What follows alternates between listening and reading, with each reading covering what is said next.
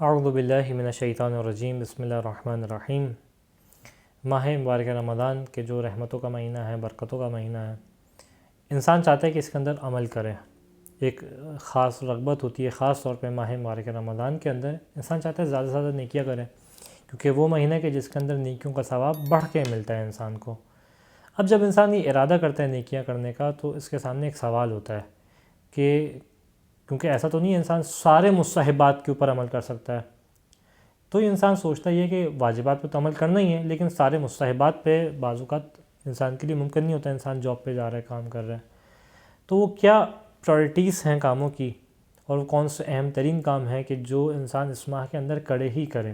اور تب بعض ایک کام وہ ہیں کہ جس کے اندر الگ سے اس کو کوئی ٹائم نہیں نکالنا، اور جن کی روایات کے اندر بھی بہت زیادہ تاکید کی گئی ہے اس ماہ کے اندر۔ اسی کے ذیل میں روایات کے اندر جن کاموں کی بہت زیادہ تاکید پیش کی گئی ہے، ارادہ کیا کہ ان کاموں کو فہرست بفہرست آپ کے سامنے پیش کریں، اور ان کے ذیل میں جو روایات ہمیں دکھائی دیتی ہیں اہل بیت علیہم السلام سے، ان کو پیش کریں۔ اسی ترتیب میں جو پہلا کام، ترتیب جو ہے وہ ہماری بنائی ہوئی ہے، ترتیب روایات میں اس طریقے سے نہیں ہے۔ روایت میں تو یہ کام تاکید تھی ماہ مبارک رمضان کے اندر، ان کو اخذ کیا گیا ہے۔ جو اہم ترین کام ایک دکھائی دیتا ہے وہ اس مہینے کے اندر یتیموں اور مسکینوں کا خیال رکھنا۔ انسان صاحب اقتدار ہے، اس کے پاس پیسہ ہے، خدا نے اس کو پیسہ دیا ہے، وَمِمَّا رَزَقْنَاهُمْ يُنْفِقُونَ کہ جو رزق ہم نے تمہیں دیا اس سے انفاق کرو۔ تو یہ وہ مہینہ ہے کہ جس کے اندر خاص طور پہ روایات نے فوکس کیا اس بات کے اوپر کہ انسان جہاں خدا نے اس کو اس نعمت سے نوازا ہے، اس نعمت کو آگے بڑھائے اور یتیموں کی، مساکین کی مدد کرے، ان کی مشکلات کے لیے آسانی کا سبب بنے۔ کتنا تاکید ہے اس عمل کی کہ خطبہ شعبانیہ، جو کہ اللہ کے رسول کا معروف ترین خطبہ ہے، کہ جس میں اللہ کے رسول نے اس ماہ کا تعارف کرایا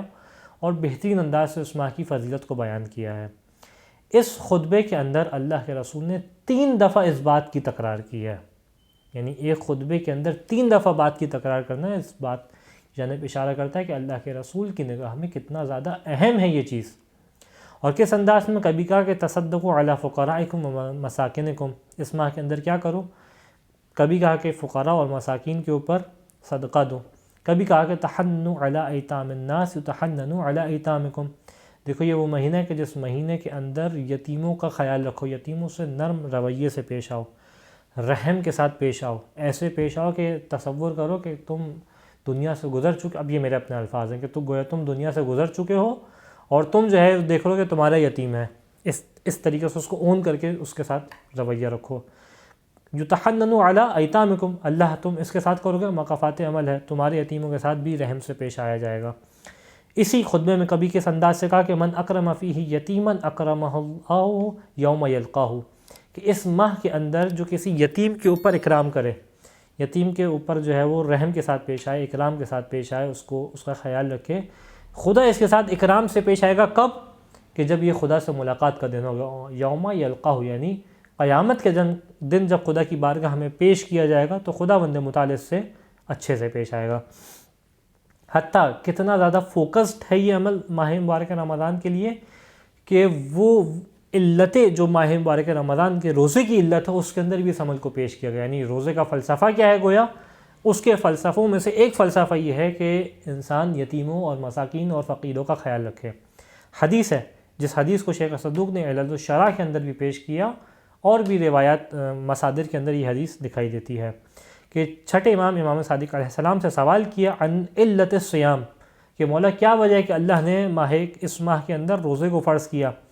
تو کس انداز میں ہم نے جواب دیا، انما فرض اللہ الصیام لیستوی بہ الغنی والفقیر، اللہ نے روزے کو واجب قرار دیا، کیوں فرض قرار دیا، کیوں؟ تاکہ فقیر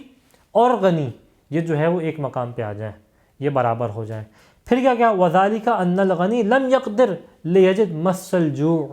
کیونکہ جو غنی ہوتا ہے، جو پیسے والا ہوتا ہے، یہ بھوک کا مزہ کہاں چکھتا ہے، یہ بھوک کے احساس کو نہیں چکھتا۔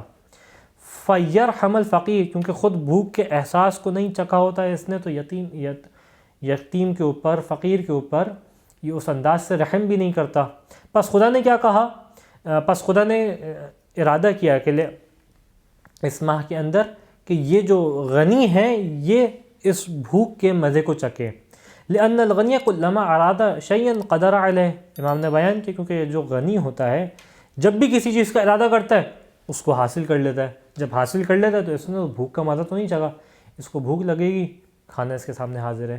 یہ کھانا پسند نہیں آ رہا، بازار سے دوسرا کھانا لے کے آ گیا، اس کے پاس تو پیسہ ہے لیکن اس نے بھوک کا مزہ نہیں چکھا۔ فَأَرَادَ اللَّهُ عَزَّ وَجَلَّ أَن يَسْوِيَ بَيْنَ خَلْقِهِ، پس خدا نے یہ ارادہ کیا کہ اپنی مخلوقات کے درمیان ایک مقام کو قرار دے، یہ سب کو ایک درجے پہ لے کے آ جائے۔ وَأَن يَذِيقَ الْغَنِي مَسَّ الْجُوعِ وَالْأَلَمِ، اور جو غنی ہے اس کو بھوک اور درد کا مزہ چکھائے، تاکہ کیا ہو، لِيَرَقَّ عَلَى الضَّعِيفِ وَيَرْحَمَ الْجَائِعِ، تاکہ جب یہ بھوک کا احساس کرے تو جو بھوکے ہیں، جو فقیر ہیں، جو کھانا نہیں کھا پا رہے، جو فاقے میں ہیں، ان کے اوپر یہ رحم کرے۔ بس یہ مہینہ اس لیے نہیں ہے کہ انسان اس مہینے میں اپنے دسترخوان کو بہترین انداز سے سجائے، اپنی سحری اچھے انداز سے کرے، اپنی افطاری اچھے انداز سے کرے، بلکہ کیا ہی اچھا ہو کہ انسان اس مہینے کے اندر اس خاطر کہ میں بھی تو ذرا دیکھوں فقیر کس انداز سے بھوک کا مزہ چکھتا ہے، کوئی ایک ایسی سحری اور افطاری بھی کرے کہ جس میں بہت ہی سادی غذا ہو، جس میں بہت سادہ، اور اس مال کو بچا کے فقیروں کی مدد کرے۔ خدا مند متعال سے دعا ہے کہ ان حدیث کے اوپر ہمیں عمل کرنے کی توفیق عطا فرما۔ وآخر الدعوانا ان الحمد للہ رب العالمین۔